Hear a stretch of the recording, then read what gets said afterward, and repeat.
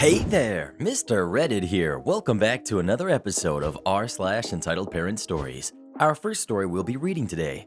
Your guinea pig looks sad and scared, so I'm taking him with me. After that, am I the jerk for not wanting to meet my granddaughter? And after that, trick me and claim my work for yourself? Watch it backfire. Now for every thumbs up this video gets, one Karen doesn't get a guinea pig. That's not fair! So please smash that like button. And if you're new, subscribe and turn on notifications for new stories from Reddit every single day. Your guinea pig looks sad and scared, so I'm taking him with me. Just like the title says, an entitled jerk tried to take my guinea pig because she thinks that it looks scared and sad. Now before I go into detail, I wonder why a small animal would be scared of a loud, drunk, and obnoxious idiot barging into my home. So currently 11 p.m. at the time of this post, and it's hot as heck here in the UK. I'm just about to try to go to sleep, but lo and behold, a drunk, idiotic, obnoxious, brain-dead moron comes barging into my home and starts talking crap about me and my dad and my younger brothers. For those who catch on quickly, I'm indeed talking about my mom, who I've blacklisted out of my life, who thinks the world revolves around her and has a hissy fit whenever someone proves her wrong. She starts sobbing and crying, saying, "Lunatic, nobody loves me. Why does nobody love me?" To which I explain to her, "You're a drunk, you're cruel and vindictive, you talk crap about your own kids, and then start to wonder why nobody in your family loves you." She tries to BS her way out of it, saying, "Oh, I don't mean it. I only say those things when I'm drunk." She doesn't. So as I'm tired, ticked off, and done with her, I tell her she can either get out on her own or I'll call the cops to get her out. She reluctantly does so, but when she walks past my living room and sees my guinea pig curled up next to a frozen water bottle, she goes, "Oh, look at your little baby. He looks so sad." At this point, I walk to the door and order her out, much more aggressive, to try and get it through to her head that she needs to leave. When she walks up, she goes, "Fine, I'll leave, but I'm taking your guinea pig with me. It looks sad and scared." To which I grab the guinea pig out of her hands and shove her out, locking the door behind me, with her going, "How dare you? I'm your mother. I demand you give me your guinea pig so I can look after him." She's still screaming her head off, whilst I'm now stuck wide awake in this dreadful heat, calming and soothing my guinea pig, and she wonders why I want to get a restraining order against her. Speaking of guinea pigs, have any of you ever had a guinea pig, or how about a hamster? Please let us know. I'll stick with my poodle, thank you very much. Am I the jerk for not wanting to meet my granddaughter? I had my daughter when I was very young and things didn't work out with her mother. I had visitation rights, and that was pretty much it, as I was dragged through the court system by her mother and bled dry. I made sure to pay child support, and even though I had evidence that none of it was ever used properly, social media posts, and my daughter always needing things, I didn't contest anything. Whenever my daughter contacted me for something, I helped her out. As she grew up, however, I saw her slowly turn into her mother. Her demands for money became more desperate, and every month she was in some sort of financial trouble. Things didn't improve when she turned 18. I offered to pay for her university, but it turned out she never even got accepted and had faked everything to get money off me. During this time, I got married and had 2 kids, but I still tried to support my daughter. I learned my lesson and stopped giving her money directly and offered to pay for things directly. She wasn't happy with this. She'd cut off contact with me every time I refused to give her money, only to pop up after a few months for a new request for money. The breaking point came when she was pregnant and needed a guarantor to rent a place for her, her partner, and the new baby. I happily accepted and helped with the first few months' rent. This turned into the landlord contacting me every month as they hadn't paid any rent. My granddaughter was born and I wasn't allowed to see her. When I turned up to the flat unannounced, she called the cops on me. In the end, I realized I was just seen as a cash machine and decided to sever ties and not hurt myself anymore.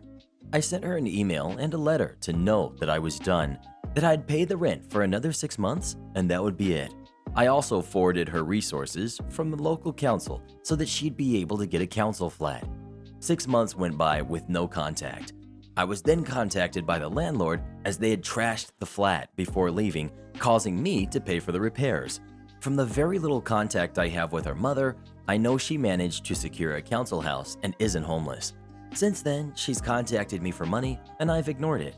Now, however, she's using my granddaughter as leverage. I need money. Your granddaughter needs money. If you ever want to see her, you need to give me money. My granddaughter is 18 months old and I have never seen her. My heart hurts too much and I can't keep being used like this. Her mother already has enough terrible things to say about me, but now my wife is saying I'm punishing the child for nothing. What would you do if you were in this situation? Would you keep giving her money or would you cut her off completely? Please let us know. She deserves that money. Trick me and claim my work for yourself?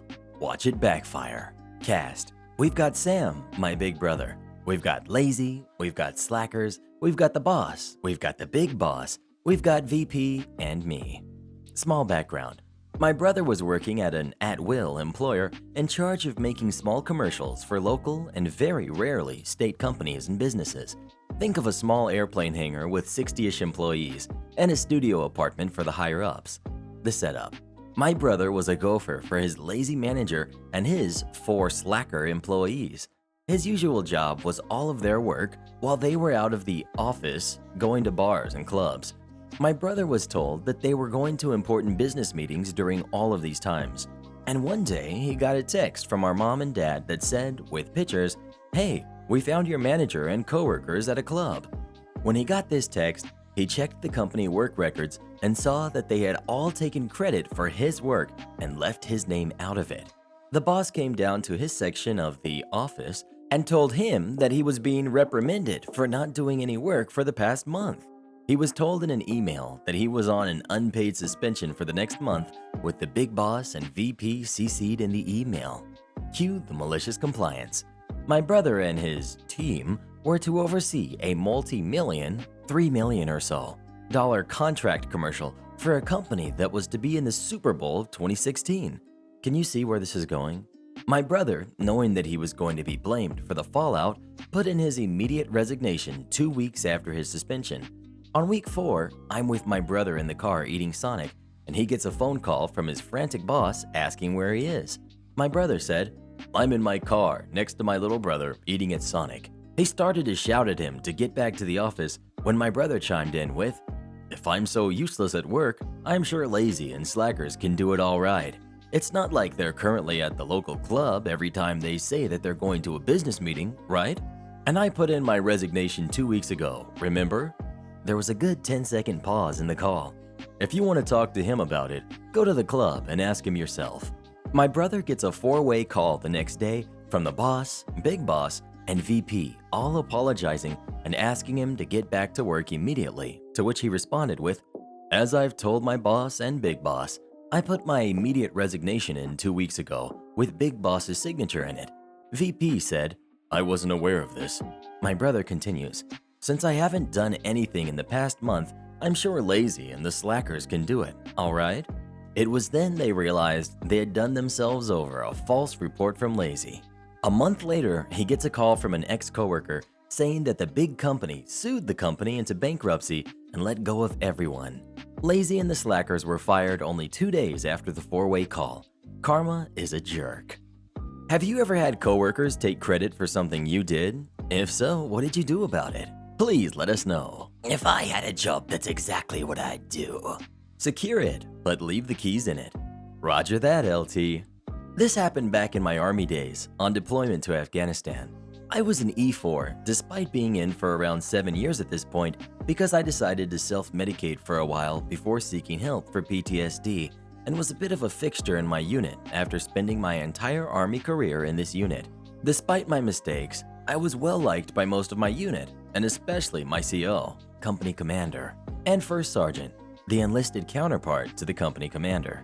I was what the Army calls a deployment soldier, someone who you love to have in your unit while deployed, but gets a bit, let's say, distracted, and has a tendency to get in a bit of trouble when back in garrison, or the US, for too long. I was known for being sarcastic, a jokester, and hardworking when it mattered, but tended to be the typical long-term E4 when it came to BS duties in garrison. Also important to the story, I was also known for rarely being seen without my best friend, Jay, who I went to basic with and was lucky enough to be in the same unit my entire career. And if we were left without supervision for too long, well, leadership knew not to let that happen. Consequences could range from the time the entirety of the barracks living members of the company missed PT the day after St. Patrick's Day due to the 3-story beer pong monstrosity we created to, well, this story. I had recently been switched to operations. Basically, they put me behind a desk to be the armorer guy that makes the pew-pews go pew again when they stop pewing. From the front line, despite having no training and definitely not the best person for the job.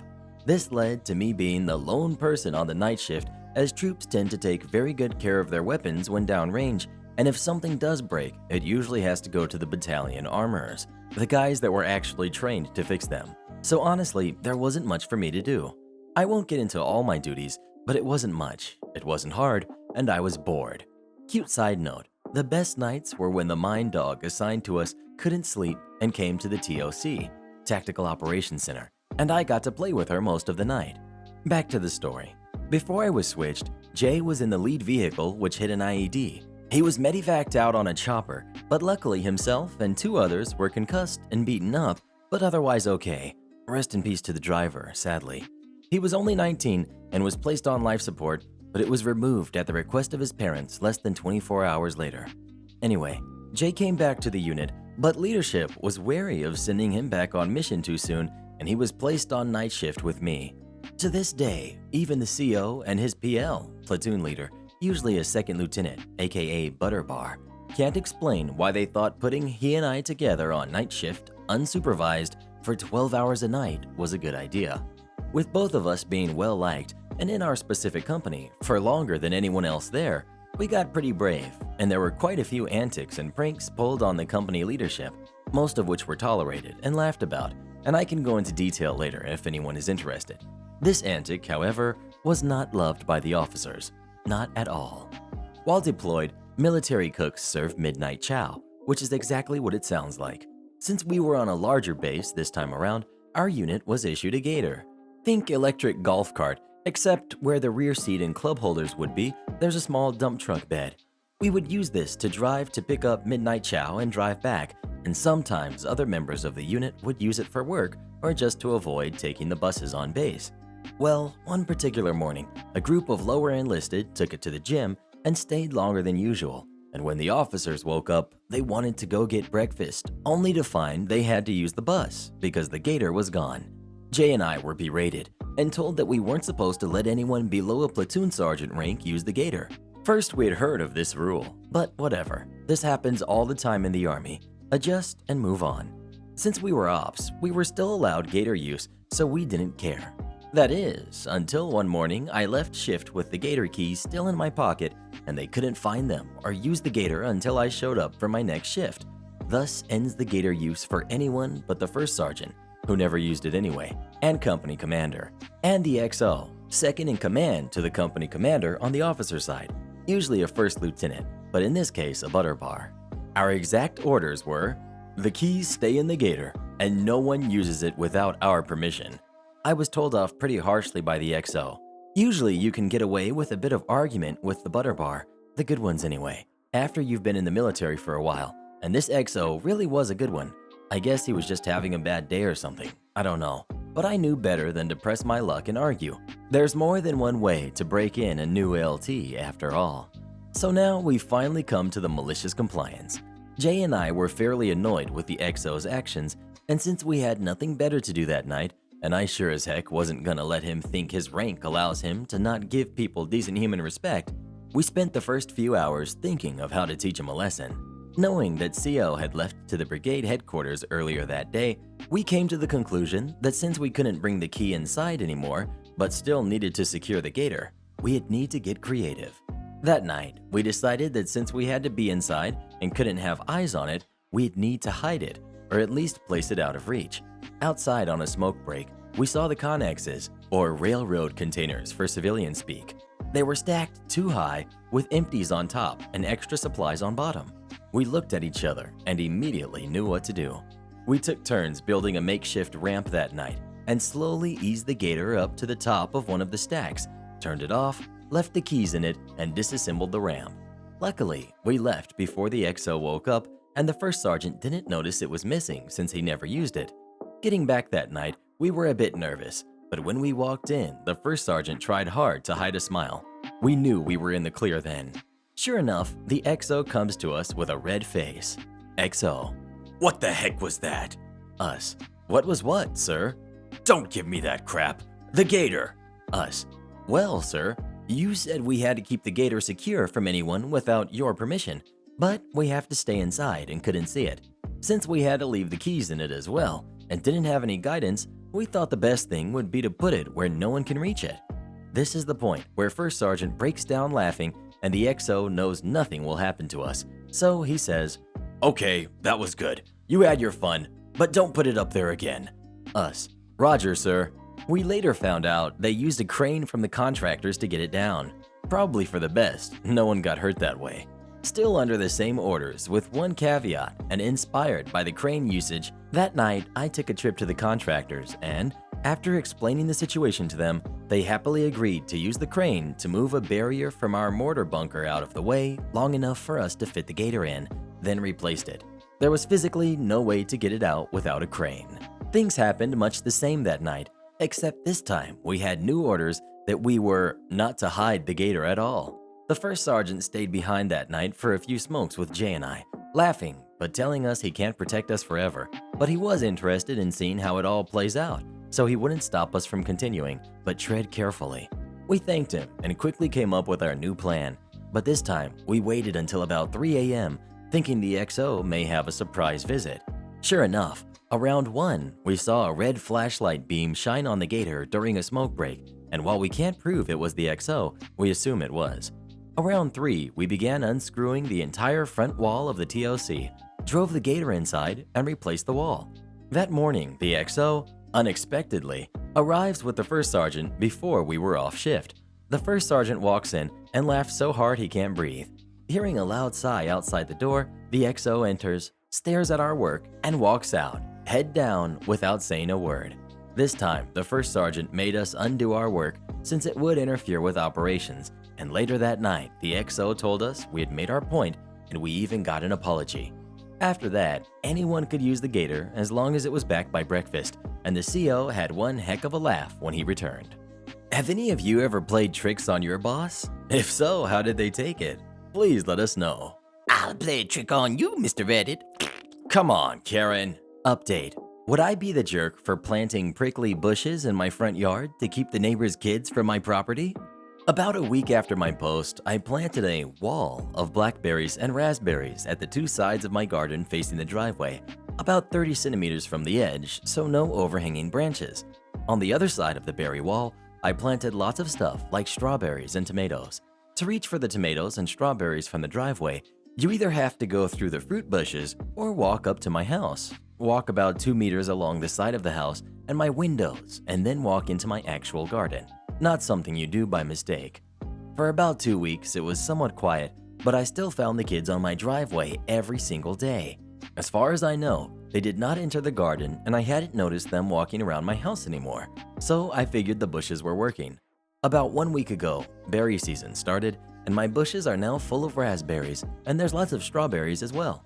The neighbors noticed. First, I caught the boys picking and eating raspberries, so I told them off and dropped them off at home. Told their mom I caught them stealing. That's how I see it, even though it's fruit, and that I'd call the cops next time. She huffed and told me to grow up, but took the boys inside anyway. After that, it was quiet up until yesterday afternoon when I went out for a while and found the dad and his 2 sons right in the middle of my garden when I returned, clearing my bushes and plants. I didn't even confront them, just called the cops from a distance as they hadn't noticed me yet and started filming them after making the call. Luckily, 2 cops showed up after 10 minutes or so, and they confronted the neighbor as they were still picking berries. They told them they were trespassing and that the berry picking was in fact considered stealing and that I could press charges. For the first time, I noticed a bit of fear in my neighbor.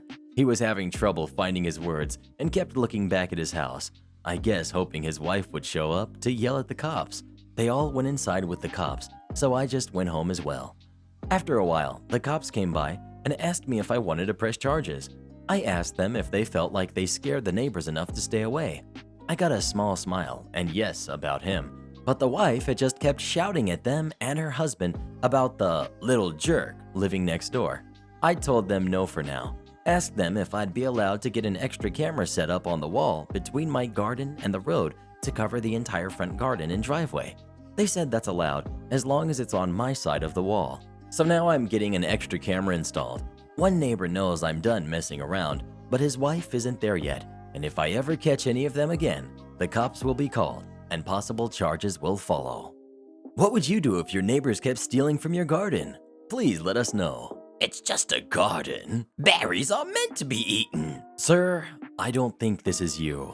About 10 years ago, I worked at a chain hardware and home improvement store. Back then, their return policies were pretty straightforward, and return cashiers were allowed to refuse items based on those policies. One such policy was that any return without a receipt and over $25 required a valid governmental-issued identification, license, passport, military ID, etc. So I'm working the returns counter, my favorite assignment because I was allowed to actually not take crap from customers. This customer comes in for a return and drops about $150 of rechargeable lithium batteries on my desk. I ask him for his receipt. He doesn't have it. I inform him of the policy requiring ID, and he says he left it in the car. He'll be right back.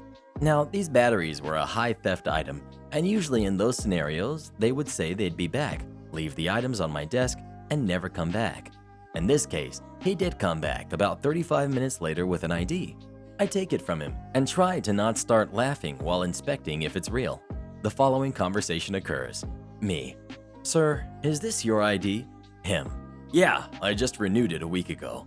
The date does show it was issued a week ago. Me: So your name is blank? Him: Yes. Gives me full, including middle name. Me: Can you verify the address? He does. Me: Okay, sir, I have to give you this back because I don't think this is you, and I can't do your return. Him: Before I hand the ID back: Why not? I swear, that's me. Me: Sir, the ID states that you're a 200-pound, 6'1" black man. Him: And? Me, looking at him and trying to understand how that didn't click for him. Well, you're a 5'7"-ish, about 135-pound white dude. We stare at each other for a moment. He slowly takes his ID and leaves. I called a manager to mark the batteries as a recovery, and we had about 25 packs stolen the week before, and have a laugh about it. Note: my state, I don't remember if others do, lists your height, age, eye color, and weight on your license with your picture. Customers can't read signs, or they can, but choose to ignore it. Recently, my work, clothing store, opened back up. One new rule is that only every second change room is allowed open. This is to enforce social distancing by reducing the amount of people in that area of the store. So people are aware a change room is closed. We have stuck a sign, white laminated paper, at eye level onto the change room's dark gray curtain, which is also left closed. The section I work in has 2 change rooms, so only one is available to use. I went to see if the other customer in the change room needed any help and noticed that there was someone in the other one too, the one that is meant to be closed. I stood next to the curtain and said, "Hi, excuse me, there is a sign saying this change room is closed. I'll need you to exit out of this one and use the one that isn't closed when it becomes available. Thank you." The customer opened the curtain and began picking up her belongings. Yes, I know. I saw the sign, but the other change room is being used. I told her that the rules still apply even if the available change room is being used. She'll just have to wait her turn. 5 minutes later, and no, I'm not exaggerating, I caught another customer in the closed change room. I went up to the curtain and repeated what I said to the other lady. The customer opens up the change room and says, "Oh, sorry, I didn't see the sign." Again, white sign, dark gray curtain, pinned at eye level. Also, this was in the kids section of my store, so clearly these ladies are setting a good example for their kids. The rules don't apply if you can't be bothered waiting. Edit: Yes, taking down the curtain would solve the problem, but I don't have the authority to do that, as I'm not a manager. Am I the jerk for going back on my promise of making a dress for my sister's wedding reception?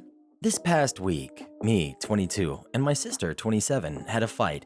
She's getting married this November, and instead of the typical gift, she asked me to make a custom dress for her wedding reception. I work for a seamstress. The woman I work for has her own boutique and does a lot of tailoring work / custom gowns for weddings, proms, and special occasions. I've freelanced with doing costumes for local theater and sometimes do commissions for cosplayers. Overall, I have been sewing for 7 years. My sister knows this, which is why she asked for the reception dress. I've been working with her to get the logistics of the dress down. Style, color, details, etc. All I've gotten a solid yes on is her measurements. Otherwise, she's flip-flopped significantly and/or brushed my questions off, saying, "It's not until November. We have plenty of time."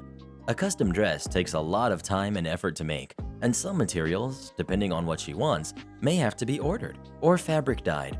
On top of it all, the dress is free and in between my own projects and actual job. Most recently, when I asked her about the dress, she told me she wanted a quick change dress, aka a dress that rolls down into a different one. She wanted the dress she walked into the reception with to be white and the dress it changed into to be red to match her theme. At this point, I told her I wasn't doing that kind of dress. Quick change outfits cost a ton more in fabric and are not comfortable to wear, and you usually have to sacrifice details for the ability to change dresses. When I told her this, she got huffy and said doing 2 short and simple dresses was just as easy and cost-effective as doing one big intricate one. Not true. I got really frustrated and told her I wasn't gonna spend $500 minimum on a dress she'd wear once when she hadn't even given me the details of exactly what she wanted. I said if she was gonna be this unreasonable, she could buy her own reception dress, cause I wasn't gonna put up with her indecisiveness and craziness. She said I was being crappy for going back on my promise, and she'd already been counting on this dress being free when budgeting. Not my problem, in my opinion. My mom called me up later and said my sister called her crying about me going back on what I'd said and no longer having a reception dress. At this point, I stopped caring, and honestly don't even want to go to the dang wedding anymore. Am I the jerk? What would you do in this situation? Would you still make the dress for her? Please let us know. She better make that dress. Her sister deserves it. You couldn't have checked the shelves first? So I work in a retail / discount store that, I'm pretty sure, is specific to the East Coast. We sell the basic stuff: food, snacks, home decor, makeup, toys, electronics, outdoor stuff. You get the gist. So today I'm over in the home section setting up a new summer display. It should have been set up like a month ago, but because of delayed shipping, we barely have half the stuff that's supposed to be on display. So if you work in retail, you know how annoying it is to have to set up a new display. I'm in the middle of taking down the shelves from the old display and repositioning them to fit the new one. So there I am, sweating like crazy in an 80-degree store with barely any working air conditioning, trying to remove the shelf from the display. I finally get it off and stop to take a breather. Here comes Karen. Can I bother you for a second, hun? And before I can bother to give her an answer, she starts explaining that there's an outdoor chandelier in the garden section and she wants it. The problem is, apparently it's the last one and it has no box, as it's obviously the display model. She asks me to check it out and see if I can find the box so she can buy it. I go over and take a look and notice she's not alone. Her husband is with her.